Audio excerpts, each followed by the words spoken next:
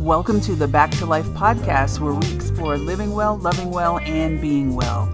I'm your host, Nicole, and I invite you to tune in for inspirational conversations to get you back to life. Let's get started. Hey, y'all. Welcome back to the Back to Life podcast, where we dive into living well, loving well, and being well. I'm your host, Nicole, and I am so glad that you are here.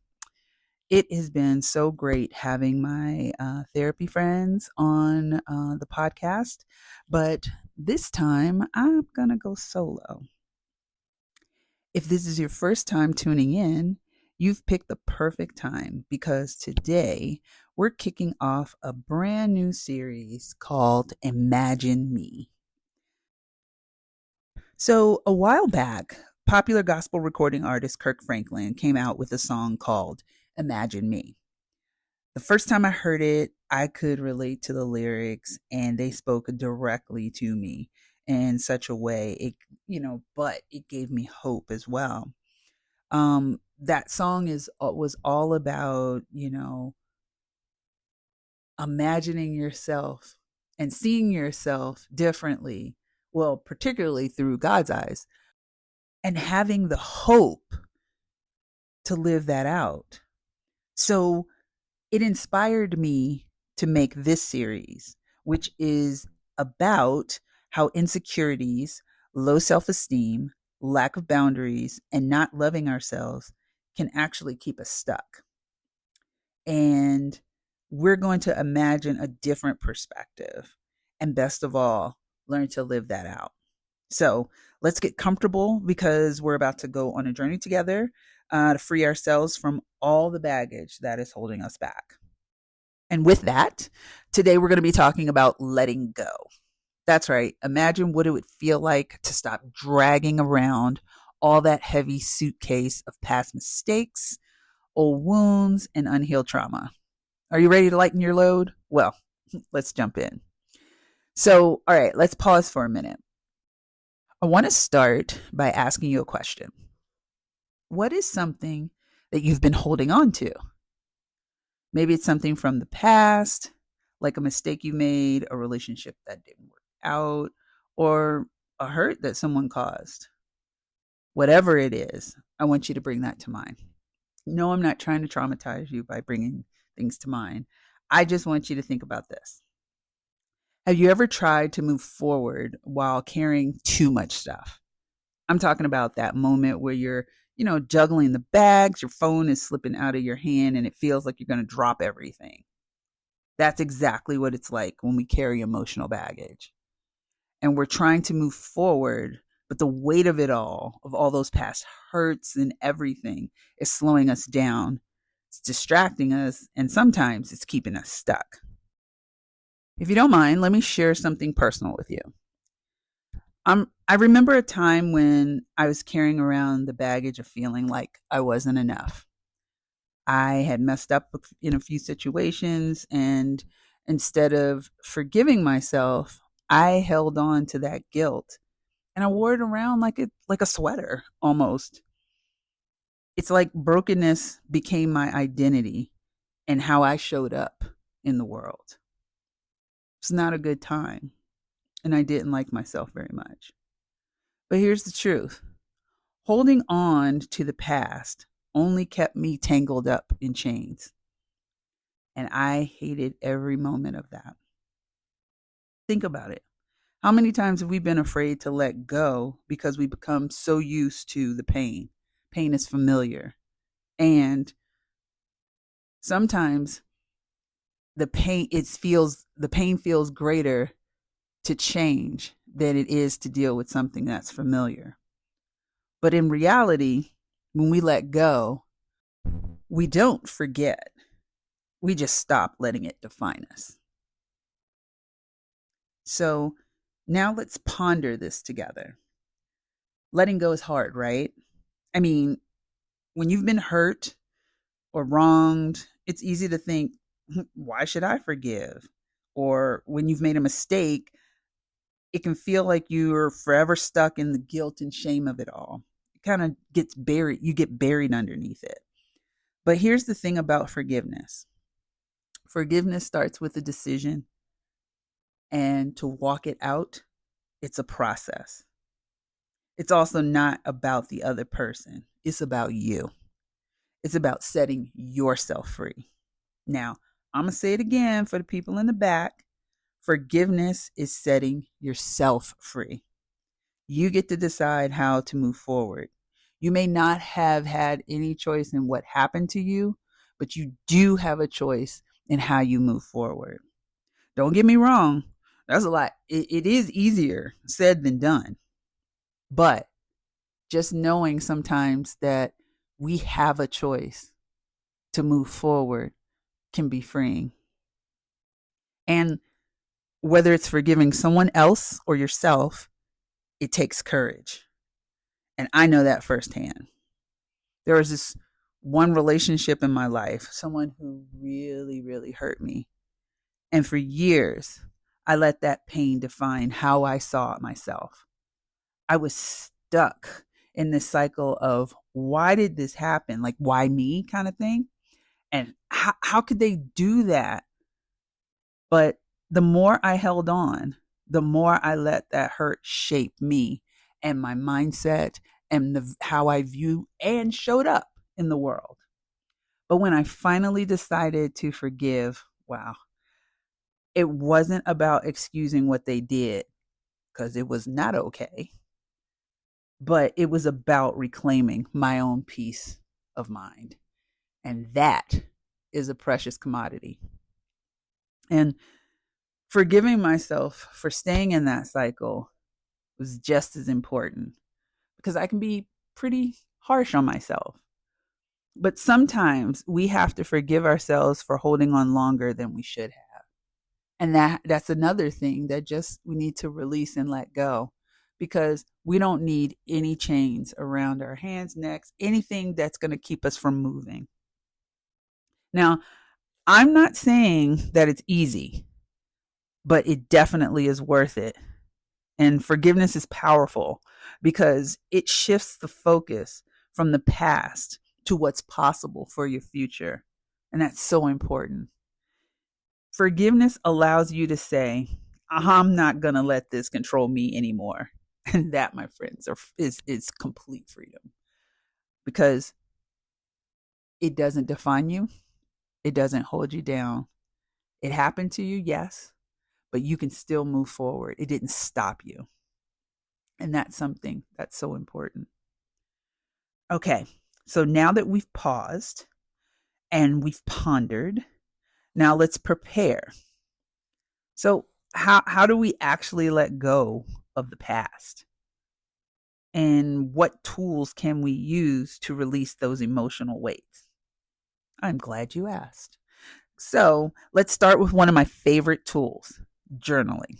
Okay, so before you go rolling your eyes, talking to the people who are like, oh my gosh, I don't like to write.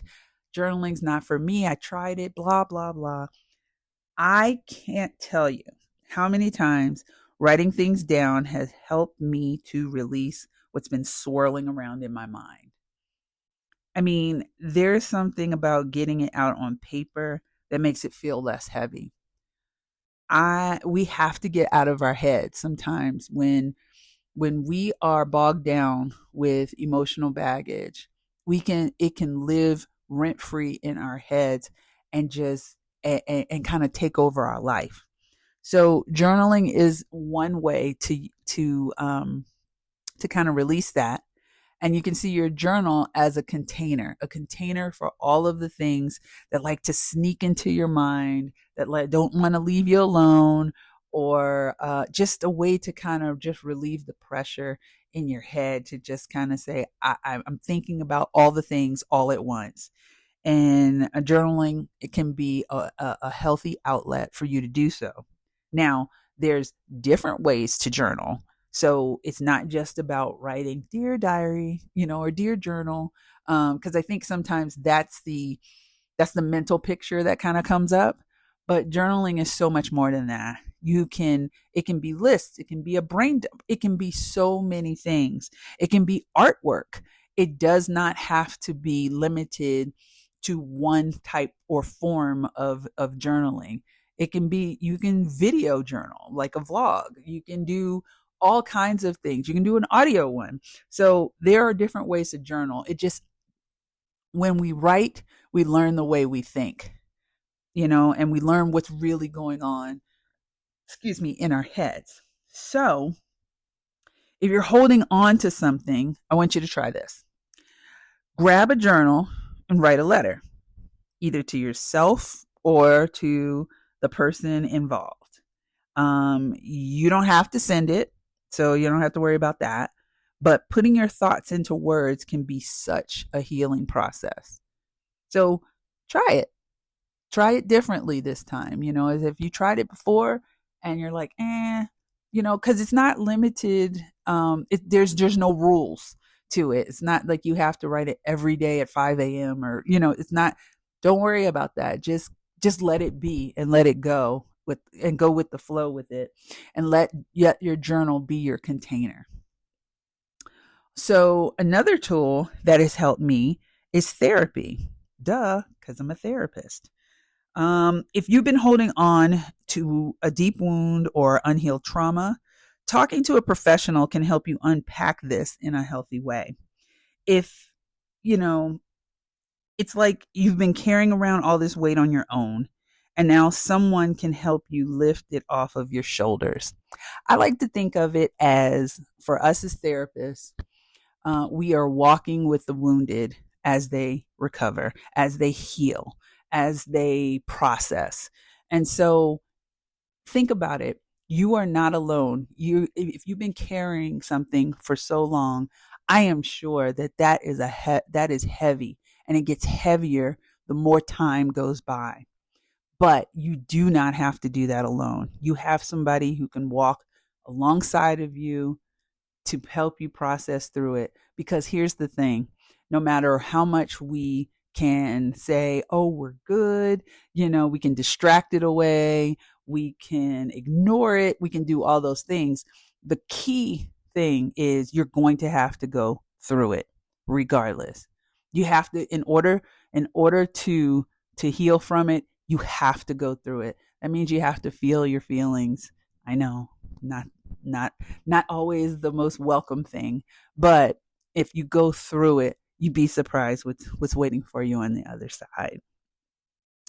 And lastly, reflection is another tool. Taking time to just sit with your thoughts and give yourself permission to let things go is powerful.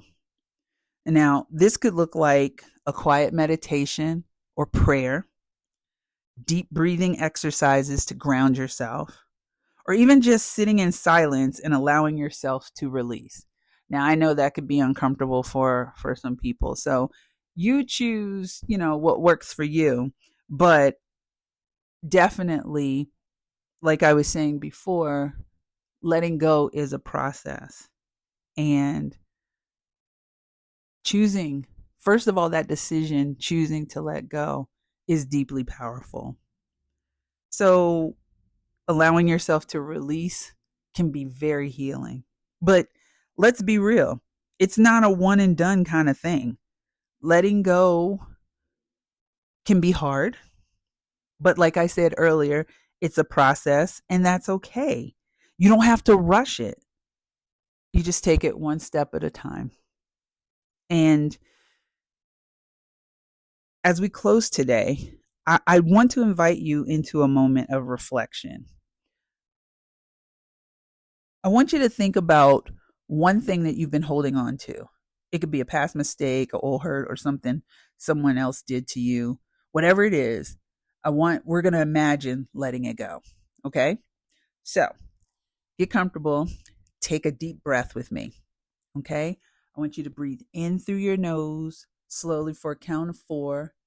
Fill up your lungs, and then pause, hold it for like 4 seconds, and then slowly release it through your mouth for 4 seconds, and just completely let all the air and stress and angst go. And now imagine setting that thing down, that emotional baggage down.